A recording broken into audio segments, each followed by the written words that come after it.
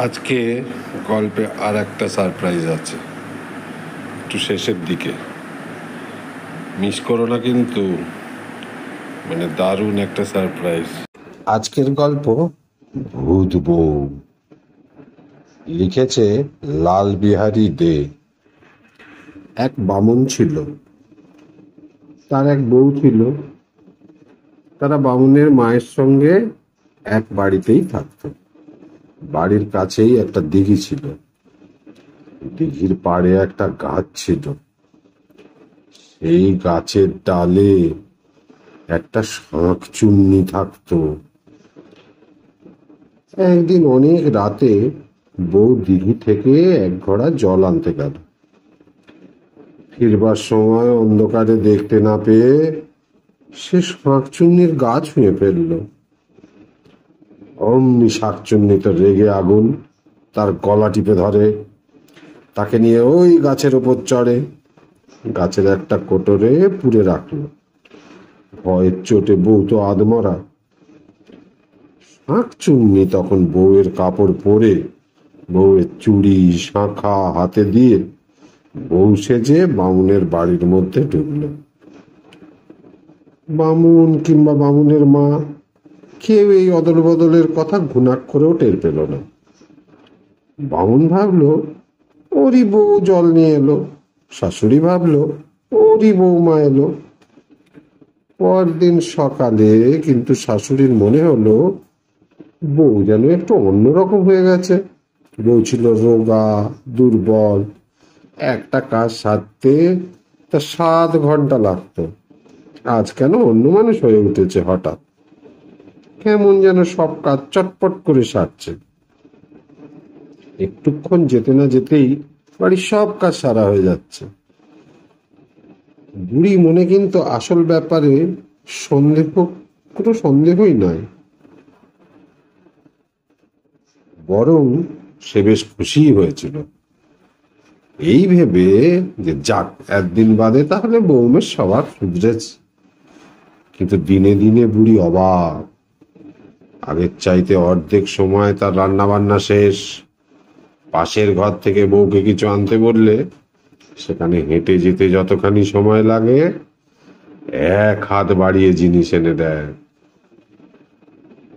পেতনিটা তো ইচ্ছা মতো হাত পা ছোট বড় করতে পারে।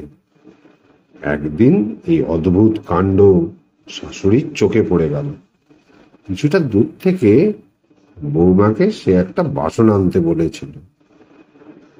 বউ জায়গা থেকে না নড়ে অন্যমনস্ক ভাবে 10 হাত লম্বা হাত বাড়িয়ে নিমেষের মধ্যে বাসন এনে হাজির করলো। তাই না দেখে বুড়ি তো একেবারে হতভম্ব। বউকে কিছু না বলে ছেলে বাড়ি এলে মা তাকে বলল। এরপর থেকে মা আর ছেলে বউয়ের ওপর কড়া নজর রাখতে লাগলো। একদিন বুড়ি ভালো করেই জানতো যে তার বাড়িতে কোনো আগুন ছিল না, আর সেকালে তো দেশলাই টেশলাই ছিল না। আগুন নিভলে অন্য বাড়ি থেকে আগুন আনতে হতো। বউকে একবারও কিন্তু বাড়ি থেকে বেরোতে দেখা গেল না। কিন্তু কি আশ্চর্য, রান্নাঘরে উনুনটা গনগন করে জ্বলতে আরম্ভ করলো।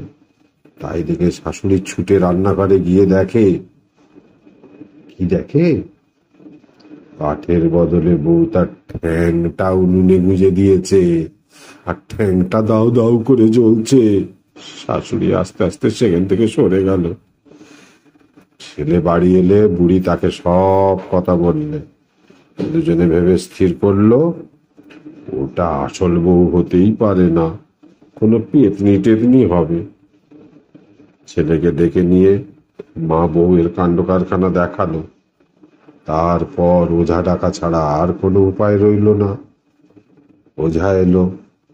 ওঝা এসে বলল, আগে দেখতে হবে উনি সত্যি মানুষ না পেতনি। আচ্ছা, এক টুকরো হলুদ আনুন তো। হলুদটা আগুনে জ্বালিয়ে ওনার নাকের তলায় ধরতে হবে। এক আশ্চর্য পরীক্ষা। কোনো ভূতের, তা সে বেটা ছেলেই হোক কি মেয়ে ছেলেই হোক, 7 দিন এই যে হলুদ পোড়ার গন্ধ সহ্য করে। বাস্তবিকই তাই। যেই না হলুদের টুকরোয় আগুন জ্বালিয়ে বউয়ের কাছে আনা হলো, অমনি সে বিকট চিৎকার করতে করতে সেখান থেকে পালালো। এবার স্পষ্টই বোঝা গেল বউ নয়, সাক্ষাৎ ভূত। নয়তো ভূতে পাওয়া মানুষ, তাও হবে। বউয়ের পেছন পেছন ছুটে গিয়ে ওঝা তাকে জোর করে ধরে ফেলে। বল, বল তুই কে? বউ কথা কয় না। তখন পা থেকে চটি খুলে ওঝা বউকে আজ্ঞা পাঁচতলা বেদম পেটাতে লাগলো। এমন মাত বউ বাপের জন্মে খাইনি।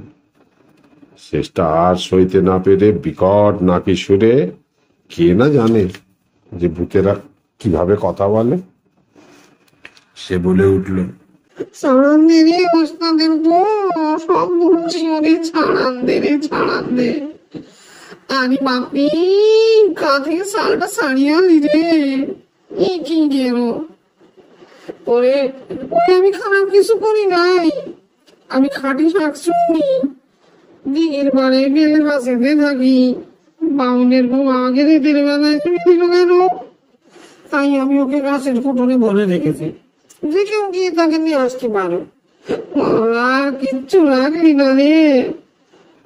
ওঝা শাঁকচুন্নিকে ধরে দাঁড়িয়ে রইল। বামুন দৌড়ে গিয়ে বেলগাছের গর্তের ভেতর থেকে বেচারি আদমরা বউটাকে বের করে নিয়ে এলো।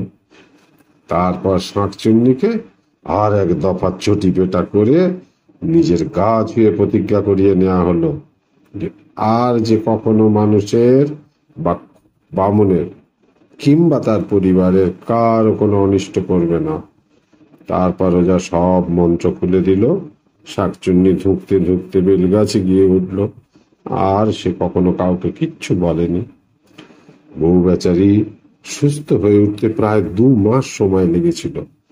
তারপরে বউকে নিয়ে বামুন অনেক দিন সুখে সংসার করেছিল। বউয়ের অনেকগুলো সুন্দর সুন্দর ছেলে মেয়েও হয়েছিল। কেমন লাগলো গল্পটা? মাও মাও